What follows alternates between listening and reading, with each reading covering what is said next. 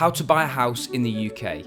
I'm going to break down in this video the step-by-step process of exactly how you buy a house. And I'm going to break it up into 3 different sections. Firstly, before the offer gets accepted.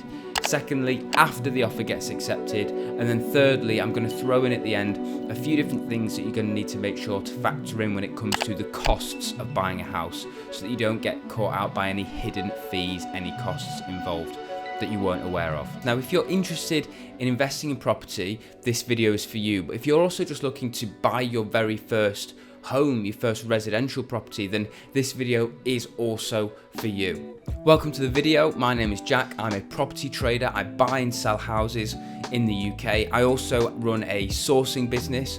That business provides high quality property deals for property investors all over the world. If you're looking at buying residential property in the UK, whether that's your first buy to let or you're looking to scale your portfolio, we send out deals to investors that are active and ready to go. So if you're interested in receiving property deals and you don't want to have the hassle of finding the property deals yourself, make sure you click the link in the description. You can sign up completely for free to our mailing list and start getting emails sent to your inbox with high quality property deals. Now, for anybody that's interested in coming along to the property networking event that I'm running very, very shortly, I wanted to actually give away a bunch of stuff for anybody that attends, okay? Now, the stuff I want to give away is well worth over £200. If you are coming along, I just want you to start off on the right foot. So what we're going to do is, once you've booked your ticket, I'm going to send you the details of my own power team. So my team can become your team: lettings agent, accountant, mortgage broker. You'll have their details sent directly to you when you book a ticket. I'm also going to be giving away a return on investment calculator, a renovation calculator. I'm also going to be giving you a PDF document for like property essentials guide for anybody looking to get started in property. So you've got kind of the fundamentals there ready to go. And I'm also going to be inviting you to a free 1-hour Q&A Zoom call with me. So if that's something you're interested in, as I say, all of this stuff is well worth over £200, and that is like ridiculous considering the amount a ticket costs.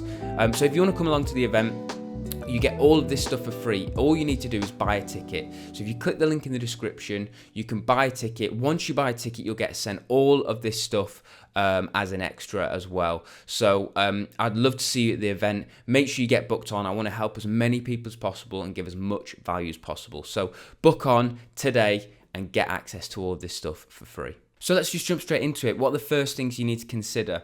Well, before you get your offer accepted, you need to figure out a few different things. The first thing is funding. You need to work out how you are going to fund your property purchase. Now, this is both through saving up your deposit, step 1, really, saving up a deposit, or getting a deposit from elsewhere, whether that's money you've inherited, money you've made in a business, whether that's a gift from family or friends or whatever it is. You need to get your initial deposit. Then you need to speak to a mortgage broker and you need to get a mortgage in principle. This is essentially where they analyze, a lender will analyze your personal circumstances, your personal income, and work out how much they would be willing to lend you against a property. It's not a specific property, it's just if the property was worth it, subject to the property being valued at whatever it's going to be valued at, we can lend you up to this much money. And so you might get a mortgage in principle that says that you could borrow up to £300,000. If you then went and bought a house for £200,000, they wouldn't give you £300,000 for that, but it's just saying that you could borrow up to that much. Now, it's really helpful for you to work out how much you can borrow before you start looking and getting excited about the types of properties you're going to be buying and what areas to be looking in, because you need to work out how much you can afford, what you can afford before you pick your area. So if I can only borrow £100,000,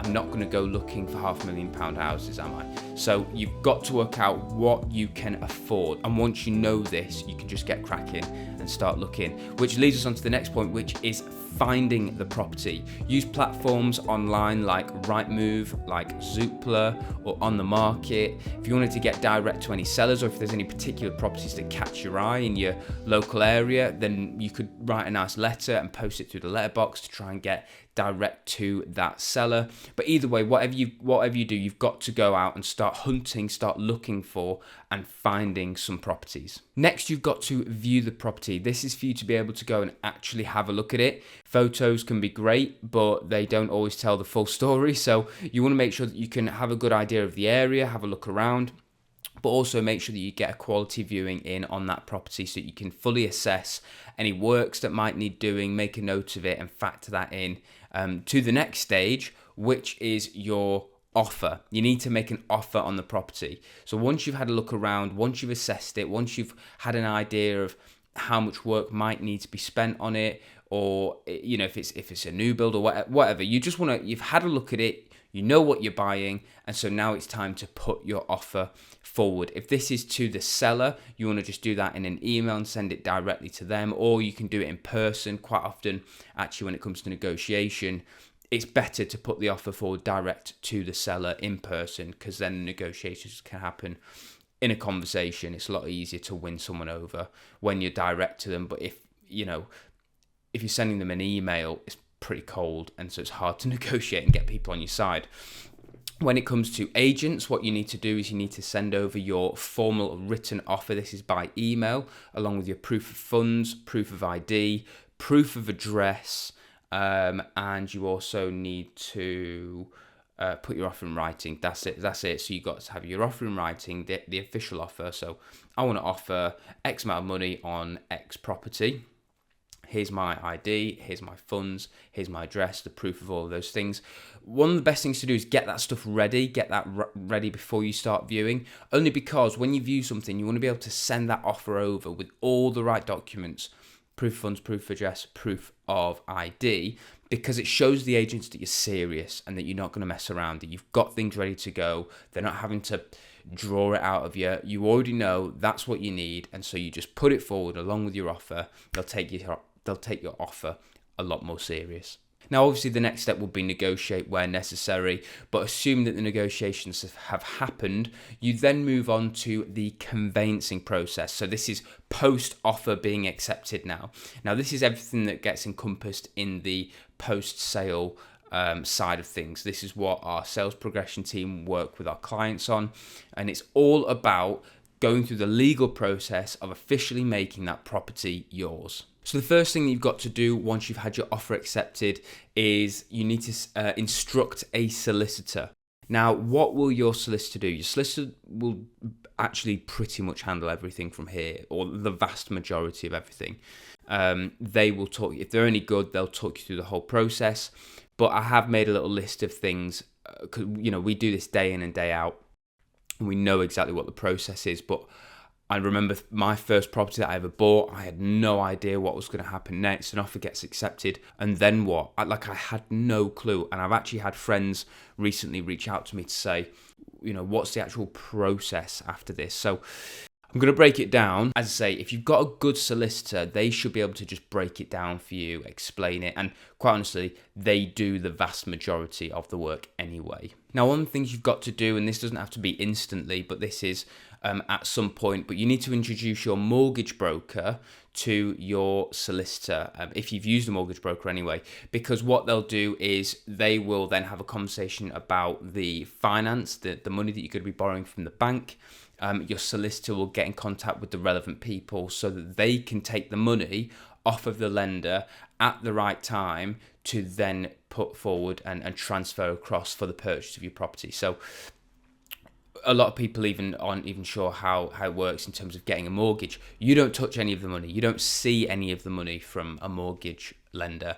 That's all done by your solicitor. That's done because you introduce your broker or let them know about your lender to your solicitor at the very beginning of the conveyancing process. Or at some point, just don't do it last minute. Now, I'm going to run through exactly what the solicitors will do and therefore what you will need to do from there. But what will happen is during this time, once you've had the offer accepted, if it's through an agent, they will send out what's called a memorandum of sale, an MOS.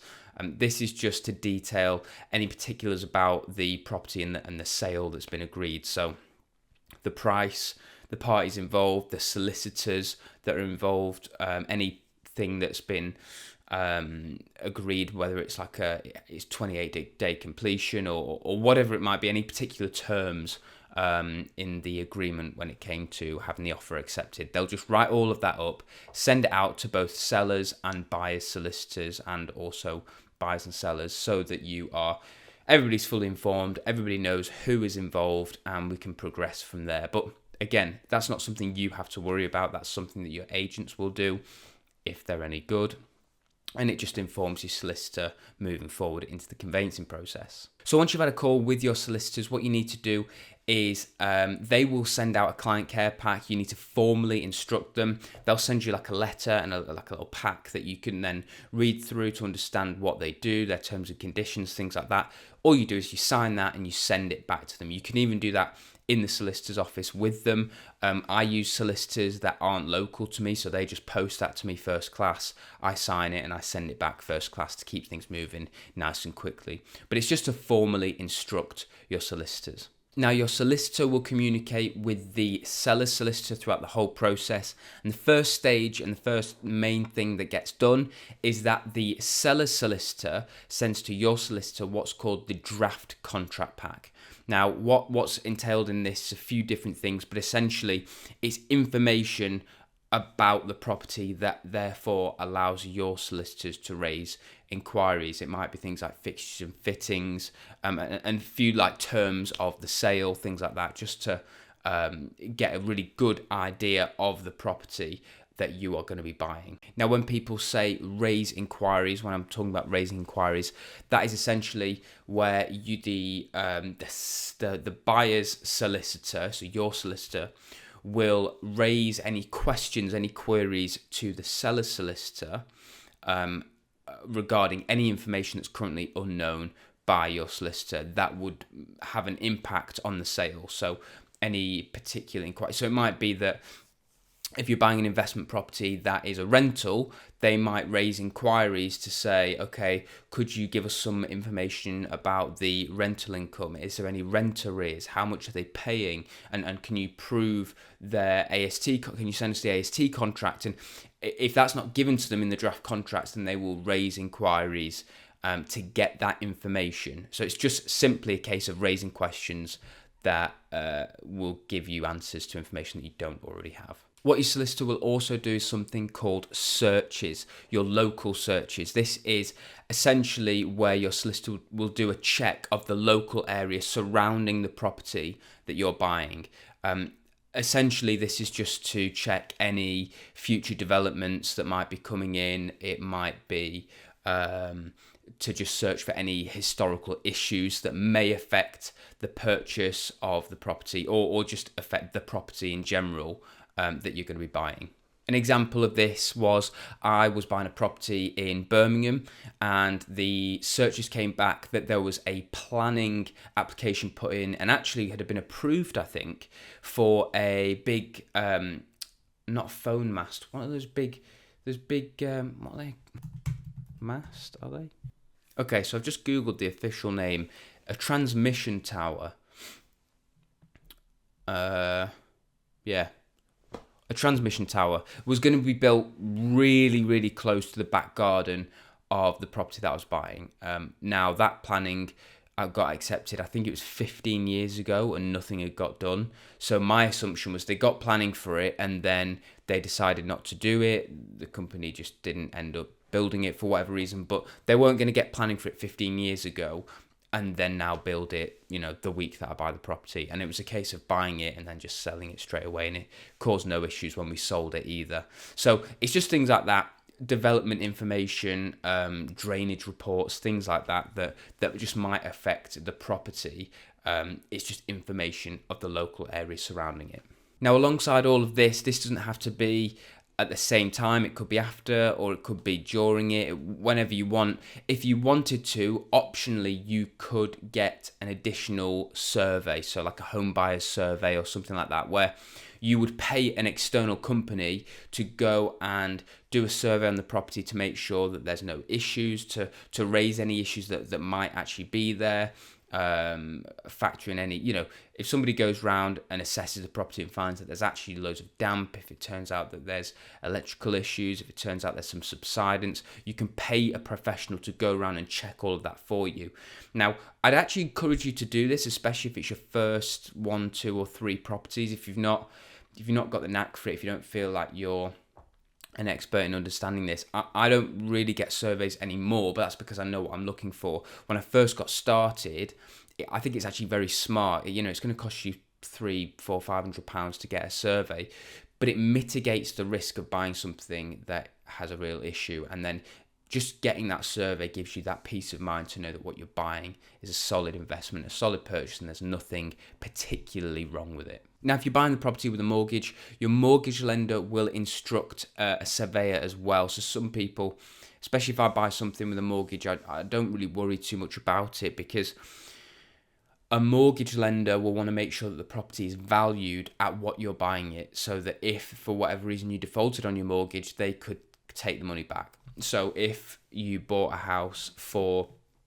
£200,000 and the bank were happy to give you 160, but then when they went round and checked the property, it was only worth 180, they would give you therefore less than the 160. That's what people call down valuations, and that is happening a lot at the moment, with the banks being quite nervous. They send surveyors out, and the surveyor says actually they're buying it for 200, but it's not actually worth 200, it's worth 180, 190, whatever it might be, and that affects how much you can borrow. And buyers are having to front the difference in order to either complete on the purchase, renegotiate with the owner, or just let the sale fall through, which is a real shame, but that's happening a lot at the moment. So your lender will instruct a surveyor to go out, have a look at the property, assess it, and make sure it's worth what you're paying for it. Now, as I said, also your solicitor will be in communication with the relevant people to draw down the mortgage once that has all been approved and it said, yep, it is worth what you're paying for it.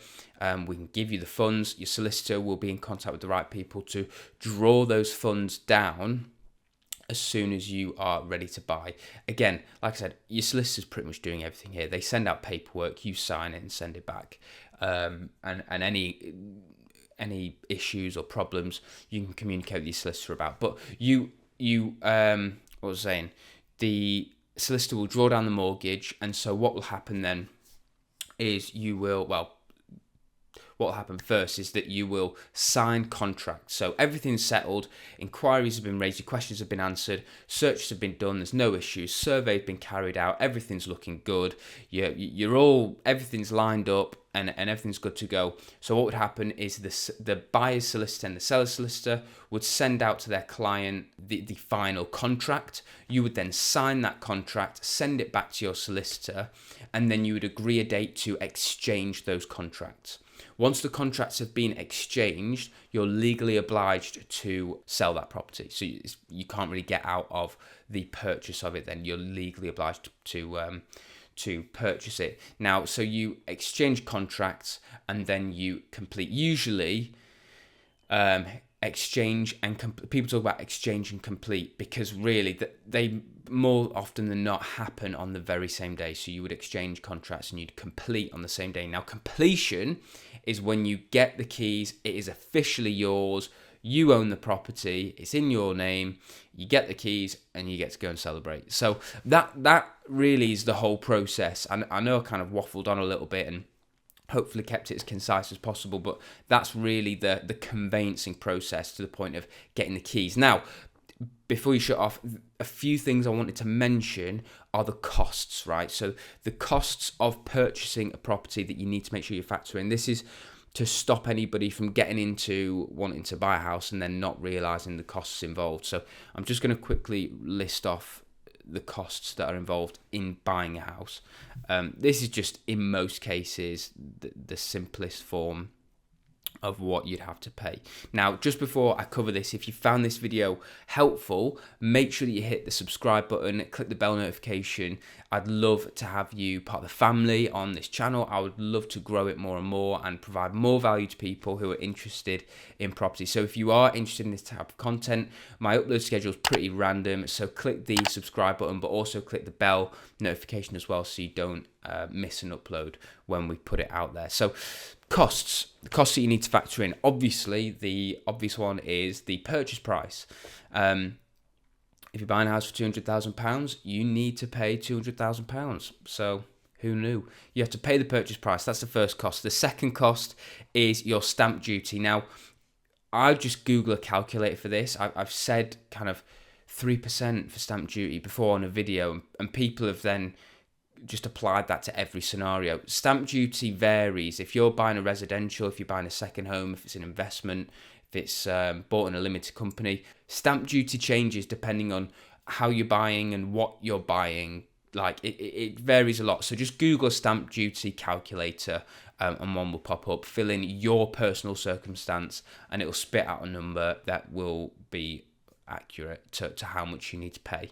But just don't forget, stamp duty is the second thing that you're going to have to pay. The third thing is legal costs. You need to get represented by a solicitor during the conveyancing process. So you have to pay a solicitor. Now, normal charges for a solicitor are like £1,000 to £2,000, depending on how good they are, depending on how busy they are, depending on their personal pricing. Everything changes. It's all varied, but typically I've paid between £1,000 and £2,000 for the purchase of a property. Now, the last couple of costs I'm going to cover are actually optional things, so you don't actually need to pay for them. However, I personally would recommend them. So the first one, I've already mentioned it, is a surveyor. So paying for an independent company to go around, send a surveyor around to the property and assess the condition.